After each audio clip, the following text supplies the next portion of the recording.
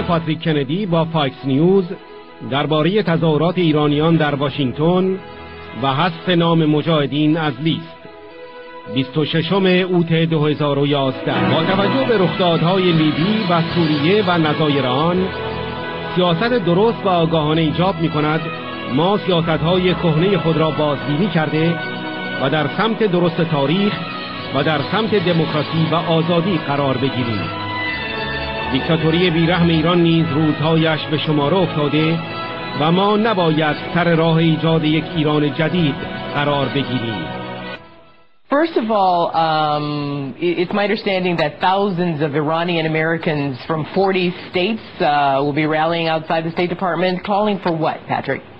Well, as you just reported, Libya is in a period of transition. In fact, the whole Middle East, between Egypt, Libya, Syria, and of course, if we want to see long-term sustainability of democracy and freedom in the Middle East, Iran is the elephant in the room, so to speak. It's the 800-pound gorilla that is the terrorist state that actually exports terrorism to all the other states in the region, including Hamas and Hezbollah. They have long been an ally of the thugs of Syria, and they have long been allied with the dictatorships in the region.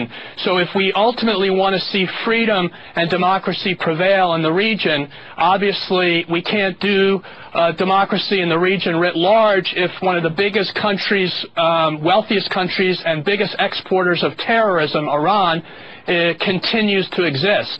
And frankly, just as it's happened in the other countries in the region, democracy and freedom has flourished, quote-unquote, the Arab Spring. And obviously it should be our policy as a country to support all of these efforts, including in the place which is perhaps the most repressive. It's hard to believe when you compare it to Syria, but Iran is truly a theocracy. It is a brutal dictatorship, and frankly, its days are numbered, just as all the other dictatorships in the region's days are numbered. Right now, we're wondering who is going to take over Libya, because there is no organized opposition that can immediately start to build a new society. Well, that is not the case in Iran. There is an organized opposition, the MEK, and years ago they were designated on the terrorist list by our United States State Department. We shouldn't be in the way of helping a new Iran take place, because there's already an organized group that's ready to move in. And if the Americans get out of the way and allow this opposition group to move ahead, we don't have to do the fighting. They're prepared to do the fighting. They're prepared to take over, and that is not the case as we've seen in Egypt. That's not the case in Libya, but it is the case in Iran.